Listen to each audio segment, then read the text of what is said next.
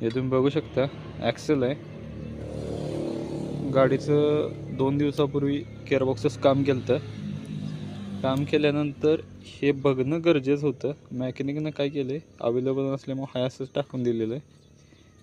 बघू शकता याच्यामध्ये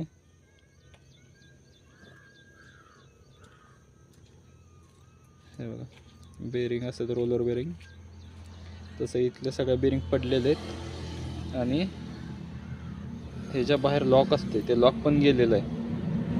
ह्याच्या बाहेर लॉक मी दाखवतो. हे बघा, हे लॉक असते, हे लॉक असते, इथलं लॉक गेलेलं आहे. आणि हे बेरिंग इथले सगळे उडून गेले. त्यामुळे काय होत होतं, गाडी नॉर्मल स्पीडला सुद्धा गाडी पूर्ण वायबल होत होती. बघू शकता. बेजबाबदार मेकॅनिककडून काम करून घेणं किती धोकादायक आहे बघा. रस्त्यात ॲक्सेल निघला असता तर किती मोठी हानी झाली असती.